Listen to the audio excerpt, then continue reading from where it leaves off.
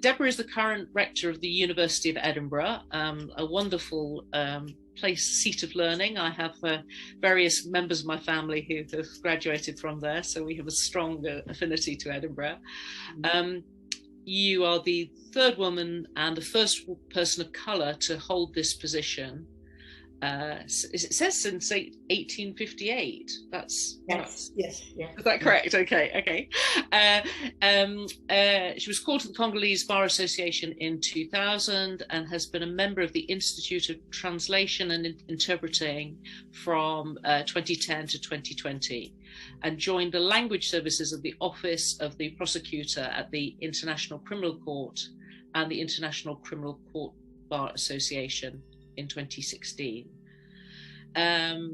Deborah served as Scottish Refugee Council board member from 2013 to 2016 and joined the Royal Society of Edinburgh Young Academy of Scotland, representing refugee minorities, and is the expert lawyer to the RSE Working Group for Africa. Deborah founded Full Options EO in 2017. You'll have to tell me what that is in a moment. In August 2019, history was made at the Royal Society of Edinburgh.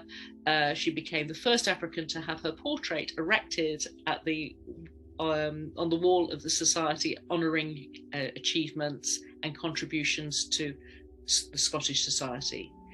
In July 2020, Deborah launched the Freedom Walk campaign, a civil rights movement that aims to lobby, campaign on behalf of citizens by promoting social reforms, racial justice, and community harmony.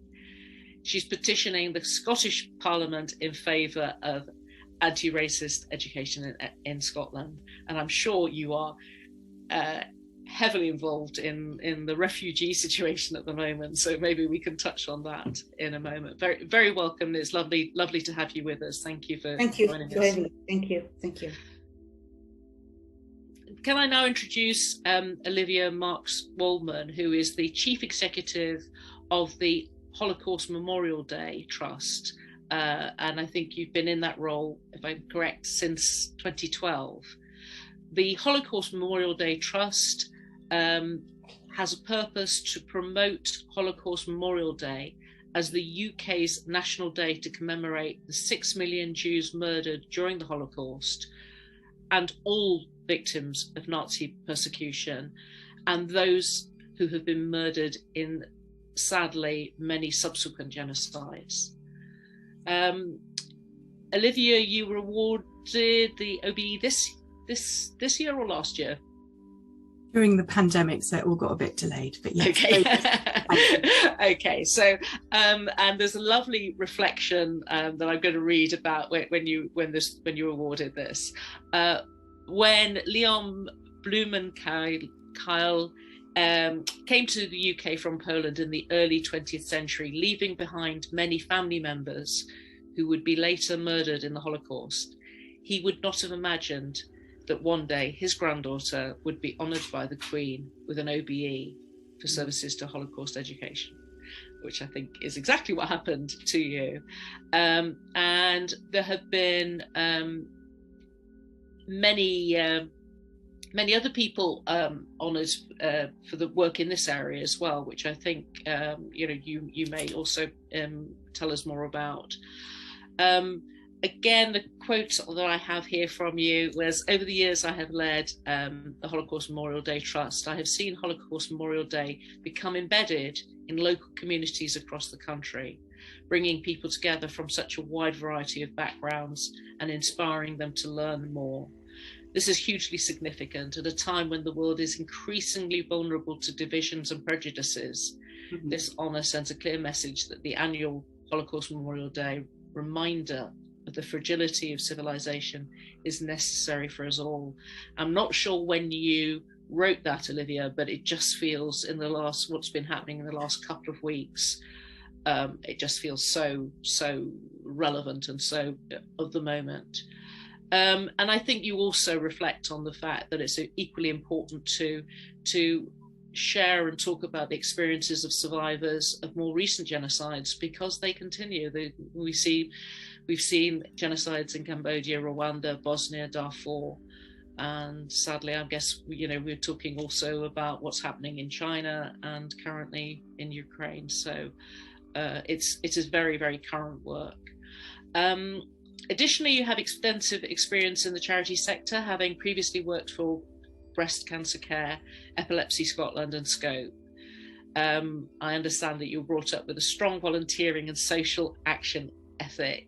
I saw my parents and grandparents undertake considerable and varied support for neighbours, as well as more formal volunteering roles. So the first question really for Debora and for Olivia. Both of you have taken on exceptional leadership roles, and probably both exceptional because as women, as I said before, we don't see as many women taking on these kind of leadership roles.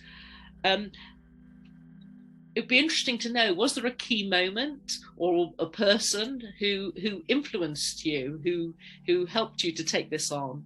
I guess maybe was a role model. So maybe, can I ask Debora that question first off? Well, what I want to say first is that it never came into my mind that one day I'll be rector of the University of Edinburgh. It's never been something on my objective. It's not something I walk through, but what I work tirelessly my whole life is the injustice that was around me and the injustice of the others. And when I came to Britain, the racism I faced throughout the system, which is highly discriminatory, pushed me to create everything I have. For as an inspiration in my life, it has going to always be Desmond Tutu, because from him, I've learned so much that when hatred comes to your door, you don't fight hatred with hatred, you fight it with love. But you keep yourself safe for this contamination of hatred. Because remember, the excuse here is revenge. Somebody did something wrong to me, I can do that to this person because naturally he did that to me. It's the exercise I've done my whole life. I did not do that because of my religious belief and the time I spent in the presence of God, when I learned to forget about myself, but to learn about what God teaches me, how I survive adversity and atrocity. So my only example, and I'm still mourning him until now, because I believe this world has lost a great man, Desmond Tutu. And I think he has been my model. I met him twice in South Africa during the peace talk in the DRC Congo. They hosted that. I saw him running the Commission Peace and Reconciliation in South Africa, where the only thing he said that impressed me, he told Winnie Mandela, you talk about atrocity. You don't even start talking the atrocity while you're part of. Because a human being who can see such atrocity will never even start to open a mouth and related that in the front of people. That's how he saw purity. You can't talk about atrocity like a proud things you have done. It's just have to say, I'm sorry this has happened, and I don't want this to happen again. That's why it became my idol forever. Yeah. I think that facing hatred with love takes amazing strength. But I totally agree. I think we're seeing it at the moment, and I think you're so right. And it's wonderful. That's been a sort of a guiding force, and I agree with you. I think Desmond Tutu was amazingly influential in changing people's perspective on that. Yeah.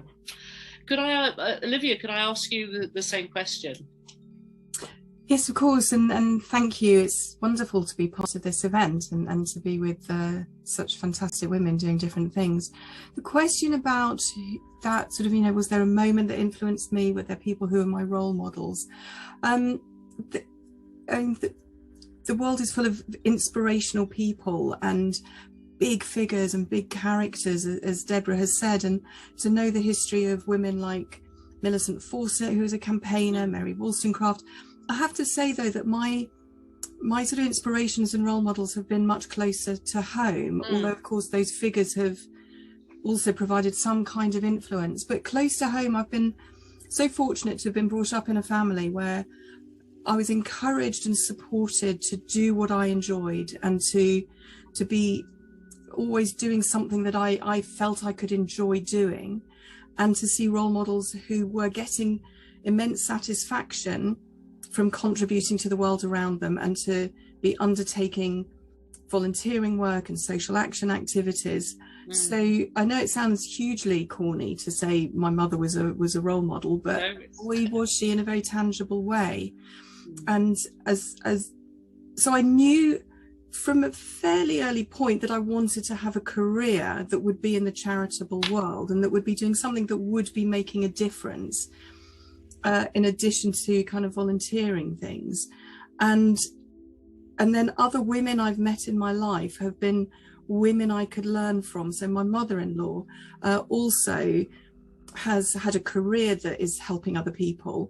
When I joined Holocaust Memorial Day Trust, the chair was a woman, Kathy Ashley, and our chair now, who took over from Kathy, Laura Marks, are both women who combine leadership with enormous empathy and care for other people. So I've seen role models of leadership of female leadership that have been hugely effective, whilst being a model of leadership that is caring and thoughtful and empathetic, and is quite a different model of leadership from what we traditionally see, I think, when we look at a much more male-dominated world. And I've really learnt from these women, and they're very inspirational. And looking at role models close to me, they're the people I would name. If I were to pick an individual sort of more in the public sphere, I'd probably pick somebody like Mary Beard, who I think is awesome, who is so knowledgeable and so intelligent, and doesn't conform to a lot of what is expected of women in public life, but gets on being sassy and knowledgeable about her own area, and just getting on with it. So I think we're in a great period of history, if you like, for women and for women's leadership. And I'm also looking at leadership in a really broad context, not just in the role I have as CEO of a charity, but being influential in our own lives and being able to influence. Everybody has the opportunity to influence people around us, and why wouldn't we try and do that in a positive way? I love that broader definition of leadership. I use that a lot in my work. I say leadership is leadership with a small L, and it's about being influential. And I think all three of you have kind of been talking about how you have used your natural abilities to be influential, whether it's overtly or covertly through teachings or inspiration. And also the word obstacles come up several times this evening, and maybe a common thread running through conversations with women is that sort of almost kind of, there's an obstacle, you just got to work around it. So it's lovely to hear some of those similar themes coming from the three of you, who are all very, very different experiences. So I'm going to open the discussion a bit more, because I'm interested to touch on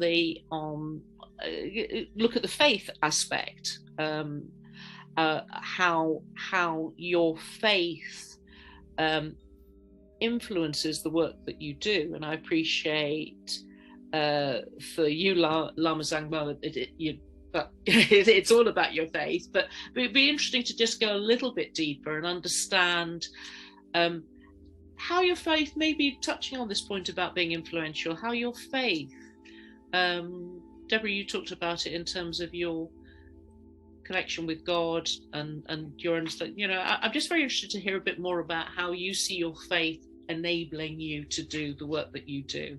So maybe if I can go back to Lama Zangmo, and just if you would like to touch on that for a moment or two. Well, like you say, as being a nun, it's everything for me, because that is really what taking that step to become a monastic, that is what it means to me, is that you give your body, speech, and mind to your faith. Like I think in Christianity, they say you become married to Christ. Maybe I got married to the Buddha, I don't know. It's basically about dedicating your life to your faith. And the difference is, of course, as a layperson, you can still be a very extraordinarily dedicated person, but if you have a family life, and if you have a career, and if you have children, and you have responsibilities in those areas, you have less time for serving your faith and for dedicating yourself for the spiritual practice, as we say, for prayer, however, in whatever faith however that manifests itself. But it means, to me, it means being a nun means dedicating my body, speech, and mind to serving the Dharma, to serving the Buddhist teachings. And what that really means is to try my very best to serve others. I cannot say that I'm very good at it. We are all on a path, right? However much we have tried to practice, we are still on the path, and we are not perfect. But it is about that, dedicating yourself to serving the greater good, to be less about me and more about others. And I think that all the faiths share that, isn't it? They share compassion, loving kindness, yes, absolutely, being the ideal. Yeah. And I think if you, like what you were talking about before, about who and what inspired you on your own path, and individuals that inspired you, I think it is when you see people really embodying those qualities of your faith, such as loving kindness and wisdom and patience and caring for others. It's not about power. It's not about being a very, like a big CEO with a lot of knowledge. It's more about having the qualities that the faith hopefully should bring about in us as one practices. Because if it doesn't, then what's really the point? What's really the benefit? I think a faith has to be about compassion and understanding amongst people. Otherwise, if faith only brings conflict, you think, well, what's the good of it? What's the point of it? And it's so interesting. One of the things you've touched on, is something that's very close to my heart, is actually how many common views and values there are between most of the faiths. You know, there's a lot of time spent looking at differences, and actually the common position and common beliefs are much stronger. So and I think there is something about looking for after other people ahead of yourself. And you know, I'm sure those of us in the room who are parents and mothers particularly recognize that one as a kind of that's your gift as a mother. Anyway, let me move on to ask Olivia about that. What role does your faith play in the work that you do? Oh, that's such a tricky one. I'm a member of the Jewish community, and for me personally, being a member of the community is more meaningful to me than the actual faith.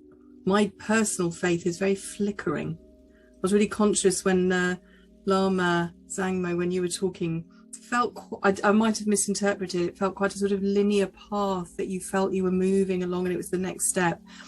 I feel very like a helix on it, you know, sort of going round in circles, and I'm not sure if I go back to the starting point or if I'm further on. It comes and goes, my faith. But what doesn't alter is my commitment to the community and feeling part of the community.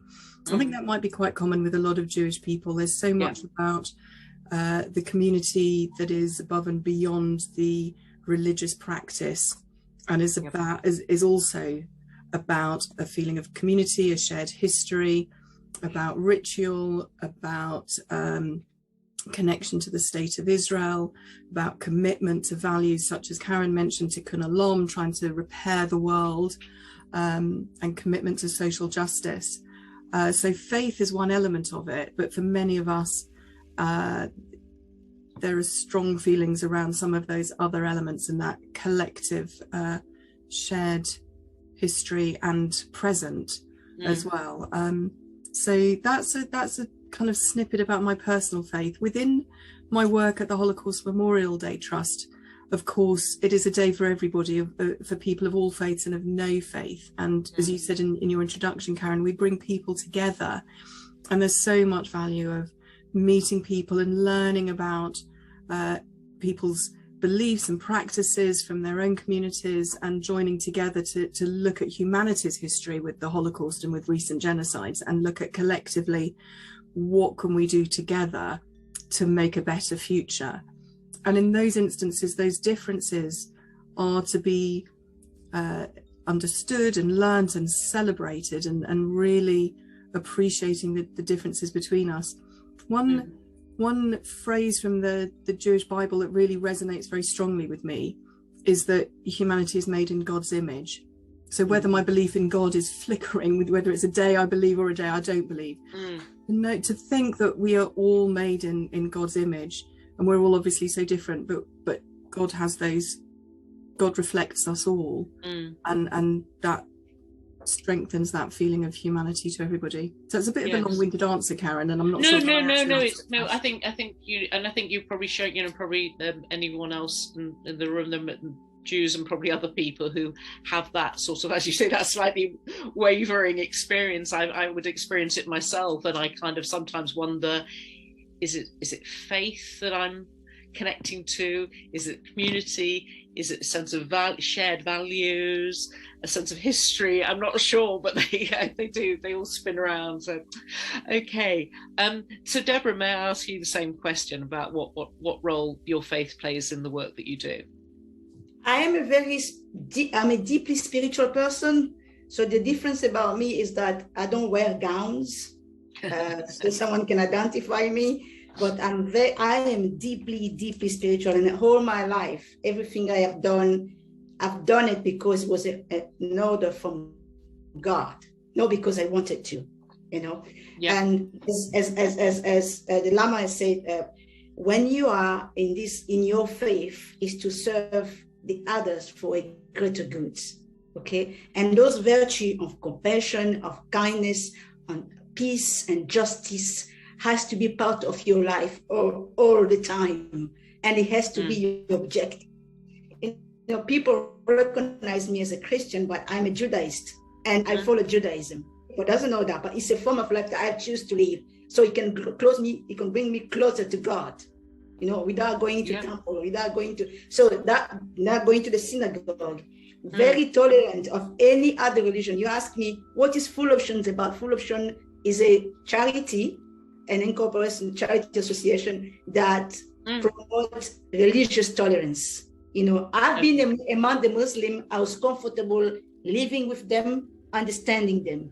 I have a Quran. Yeah, I have a Quran in this house. I have a Tanakh in this house. I have a Torah in this house. So I have every single thing, because I think God is one, is big. And when you try to discover his greatness, you are smaller, and the great virtue for you to pursue in life, it's easier.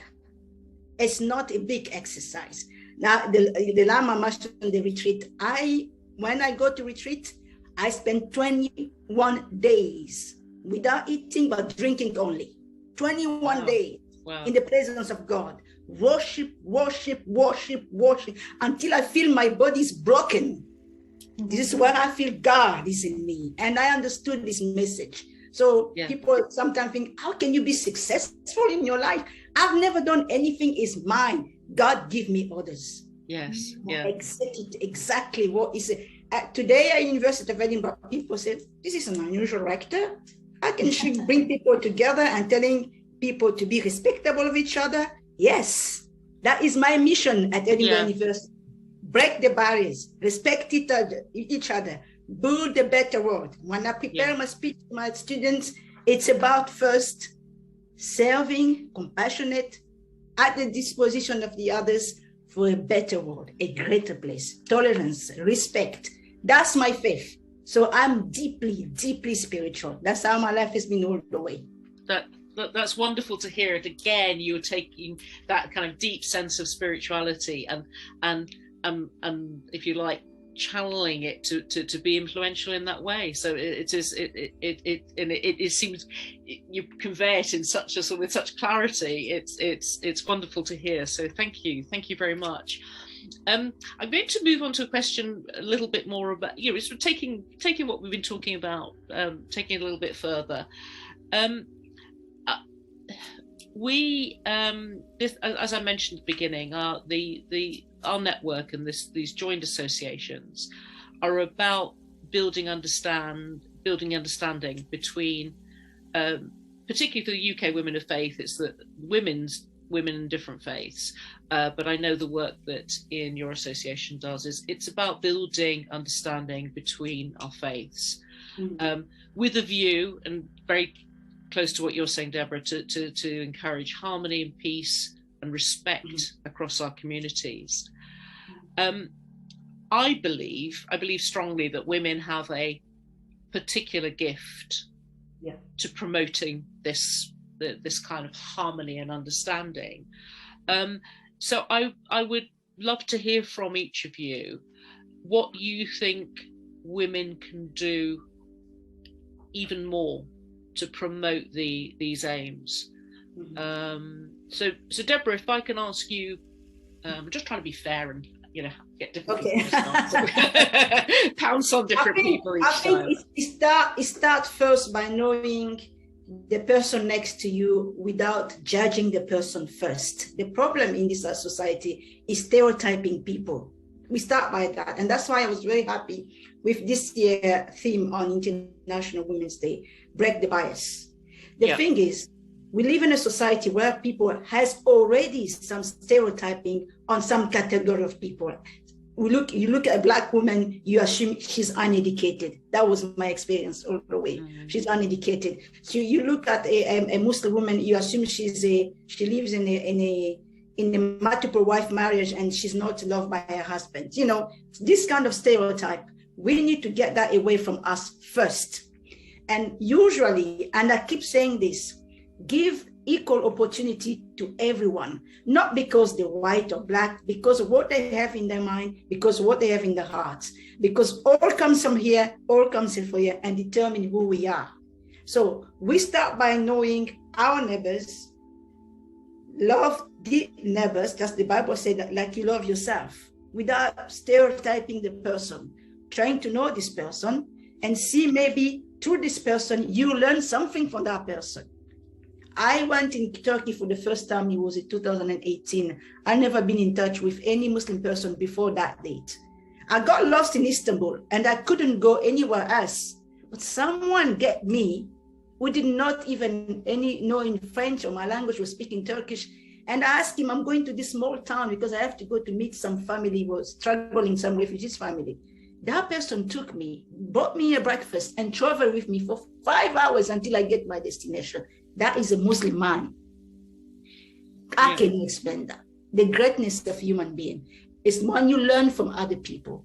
The inequality has to start by the respect we have. The stopping inequality is the respect we have of the others. Accept the other person as it is on his face. Respect his views. Respect who he represents. And starting by that, give the opportunity to build together. And taking that one just a little bit further, what do you think? My point about women having a particular gift in this area. Would you agree with that? Do you think that's a? You forgot the women are the as we call them in Africa, the start of humanity. There is something gifted that God gives as it's a God-given gift to every single woman that made them so special when it comes to try to approach the others. In my fight for anti-racism, I've learned throughout the story of the Jim Crow law in America, where there was this segregation of black and white.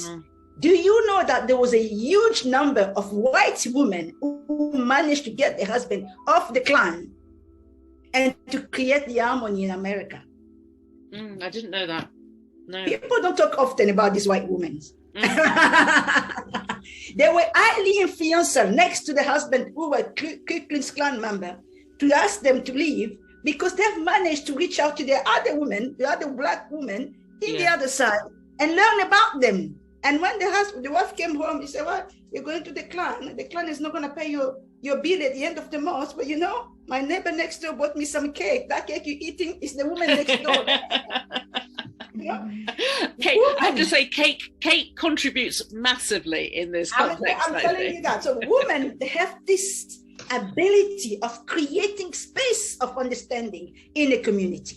In a way or another. And they don't need to be professor. They don't need to be doctor.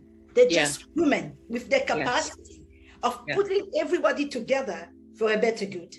Yes, yeah, no, I'm glad you agree. So let me move over to Olivia. Would you agree with that view that women, and you know, what more can women do to contribute to building understanding?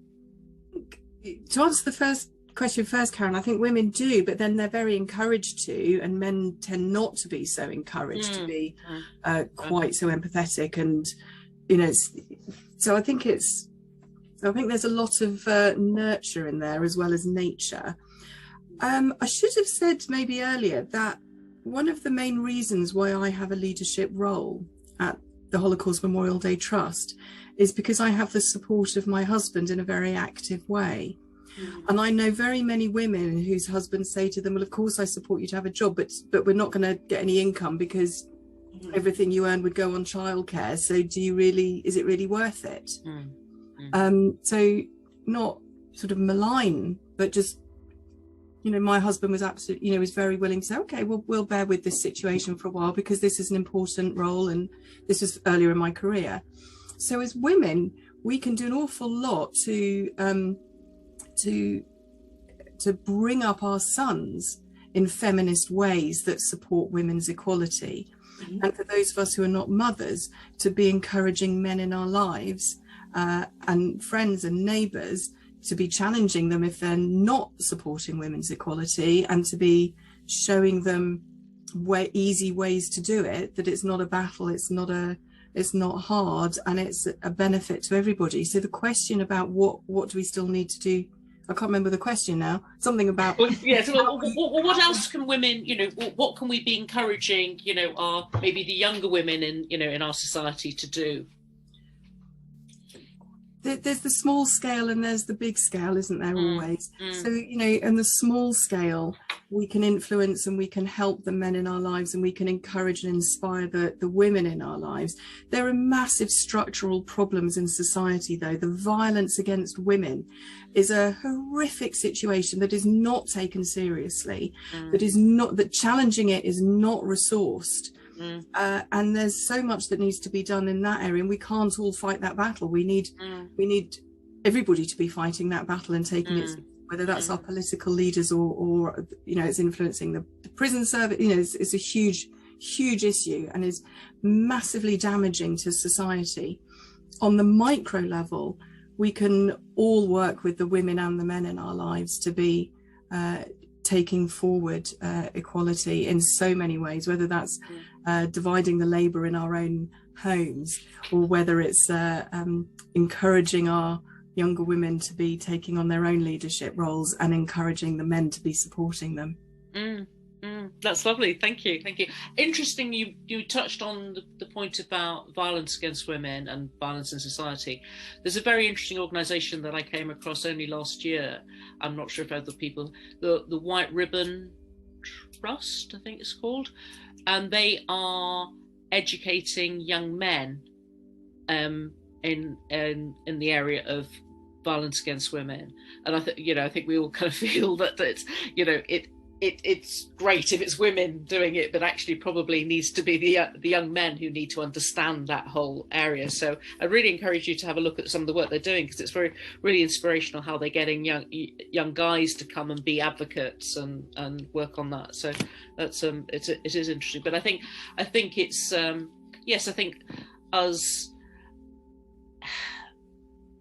presenting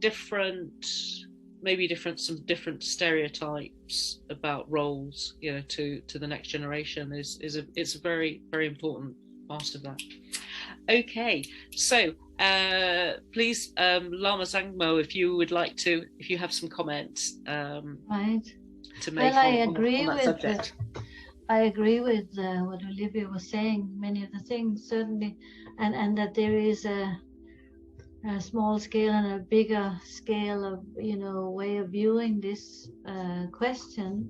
I mean, I think generally in a worldly sense, women have a lot of empathy and a lot of care and a lot of warmth and emotions to give to others. What I feel I would like to throw into the picture is perhaps the Buddhist view, like from a spiritual point of view in Buddhism, we talk about the relative and the ultimate. I don't know how much sense that makes, but like on a relative, from a relative point of view, yes, this is the world we are in, where women are being suppressed in many areas, and you know, you're talking about physical violence, and we hear so many terrible stories. There are also many positive stories, but on a relative level, we have this dualism happening. Men and women being weaker, men being stronger, and that sort of imbalance perhaps of opportunities. From the Buddhist point of view, we say, from the ultimate point of view, there is no difference. From the ultimate point of view, we all have similar potential. That's what the Buddha taught is we all have the potential for perfection. We all have the seed for perfection, and it's for us to work on that seed, to bring that seed out and make that grow and all the qualities grow. So of course then we have differences in conditions, like all the causes and conditions have to come together for a seed to grow. You have to have right amount of sunshine, right amount of water, growing conditions, nutrition, environment, you know, all of that for any seed to grow. So causes and conditions coming together are not the same for everyone, and that is for many different reasons like that, but that the potential is equal. So I feel that the Buddhist view of what we call actually non-duality is steps right away from this thing of always dividing things up into categories of male and female, and these two opposites are kind of at war with each other. So the Buddhist view is actually very profound in that way, of saying we go beyond, we all are equal in essence. But of course, on the relative level, women do not always have the same opportunities as men, and there is a lot of violence, and there is not always the same opportunities for education, etc. So many of these things need to be improved through education and through examples, which is also why it's important to have women in leadership roles. But I feel that when we talk about smaller scale and bigger scale, the Buddhist view is that ultimate perfection, and that really that's what we are all sentient beings want to be happy. All sentient beings want to transcend suffering, whether you're male or female, where even animals want to be free from suffering. And the spiritual path is about transcending suffering. It's about freeing ourselves and others from suffering, whether we are male or female. So I feel that we can very easily in the world become set in a situation of opposites, where one is fighting the other. And that's our problem always. Good fighting bad. I'm on the good side, or you're on the bad side. You're on the, who's on the good, who's on the bad. We have to stop fighting and go beyond all the opposites. and not think only about the females also. Yeah. Like I think also you mentioned. Anyway, I don't know how much that contributes to the No, I think it's very interesting because it's actually saying, putting it, taking a slightly different kind of, perspective on it and saying, well, actually, we all have the same potential to do good. And there's something, and it's happened in, I'm not a scholar of history, but, it's happened in years and years of civilization that these roles and this inequality has emerged and has been allowed to happen. But I think it's a very interesting reflection to say, if we actually go back to that almost universality, we have the same potential to do good. So we should maybe not just push the woman's position in this. Anyway, that I do appreciate all your comments. I think it's I guess our purpose, certainly the UK Women of Faith Network purpose, is a bit of a focus on women. So I kind of feel we're allowed to talk about women, and it's particularly when we've had such amazingly inspirational women here.